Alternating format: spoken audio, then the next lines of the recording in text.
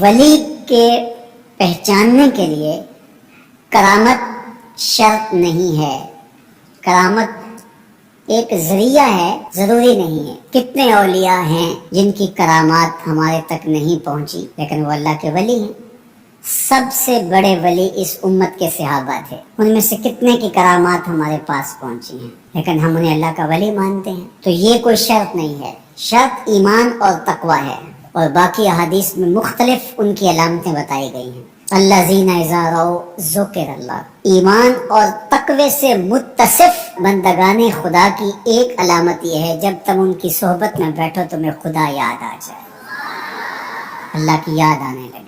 تو کرامت معیار ولایت نہیں ہے اور شرط ولایت بھی نہیں ہے۔ تھوک کے حساب سے مارکیٹ میں بہت سارے لوگوں کی جعلی کرامات موجود ہیں، تو اولیاء کے لیے ہم عقیدت اور محبت کے جذبات رکھتے ہیں، تو پھر مارکیٹ میں 2 نمبر رزق آئے گا۔ اور ہمیں پتہ ہے غذائی اجناس سے لے کر کے ادویات تک اور دیگر ضروریات زندگی تک کہ اصل کیا ہے اور نقل کیا ہے، تو ہمیں اس میں بھی غور و فکر کرنا چاہیے کہ اصل کیا ہے اور نقل کیا ہے، نہ یہ کہ ہم چند بدطینت لوگوں کی وجہ سے حقیقت کا انکار کر دیں۔ تو آج بھی کچھ لوگ ہیں جو کہتے ہیں جی چھوڑو، ہم نہیں مانتے کرامتوں شرامتوں کو، اس طرح کے لفظ بولتے ہیں، جبکہ کرامت کا من حیث الکرامت انکار کفر ہے۔ اگر کوئی کہے میں کرامت کو ہی نہیں مانتا تو یہ کفر ہے۔ وہ کرامتیں جن کا بیان قرآن مجید میں موجود ہے، جس طرح آصف بن برخیہ کا تخت بلقیس لانا، حضرت مریم سلام اللہ علیہا کے حجرے میں بے موسم پھلوں کا آنا، اصحاب کہف کا 300 سے زائد سال کا عرصہ سوئے رہنا کھائے پیے بغیر، اور رب ان کی کروٹیں بھی بدلتا رہا، یہ قرآن میں مذکور ہے۔ تو اس کا انکار بھی کفر ہے، قرآن کا انکار لازم آتا ہے۔ اگر کسی کرامت کا بیان حدیث متواتر میں ہو تو اس کا انکار بھی کفر ہے، لیکن ایسی کوئی کرامت نہیں جس کا ذکر حدیث متواتر میں ہو۔ البتہ احادیث مشہورہ اور احادیث احاد میں کرامات کا بیان موجود ہے، تو ان کا انکار بھی گمراہی ہے۔ جس طرح وہ 3 لوگ جو غار میں پھنس گئے تھے، انہوں نے پھر دعائیں کی اور پتھر ہٹا، جریج کا واقعہ موجود ہے، صحابہ کی کرامات موجود ہیں، حضرت عمر کے رکے سے دریائے نیل کا چلنا، اس طرح جو مسلمہ بزرگ ہے ان کی کرامات کا انکار کرنا محرومی ہے۔ لیکن یہ بات بھی ذہن میں رکھیں کہ کرامت اللہ کی طرف سے بندے کو دی جانے والی ایک عزت ہے، لیکن ولی کی زندگی کا مقصود رضائے الہی کی طلب ہے، کرامتوں کی طلب نہیں۔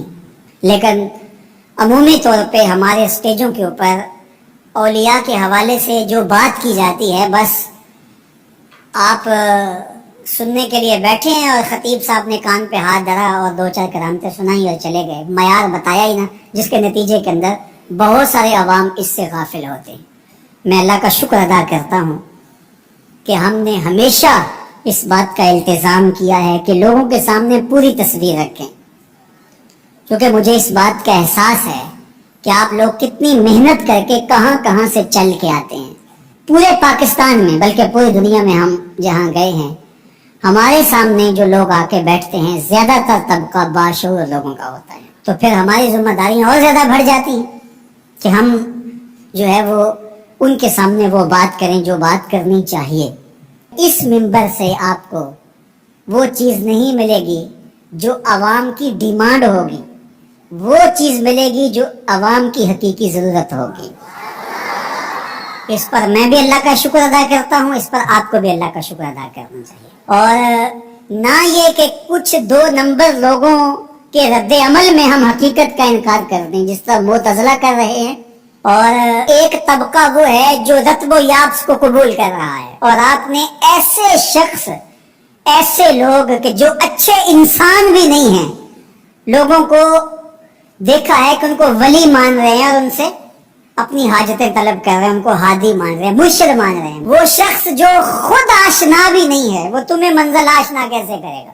میں کتنے لوگوں کو جانتا ہوں جن کو فہم دین ہی میسر نہیں ہے. یہ میں ان لوگوں کی بات نہیں کر رہا جو منہ دراز ہیں اور بالکل ننگ دھڑانگے، ان کی بات نہیں کر رہا.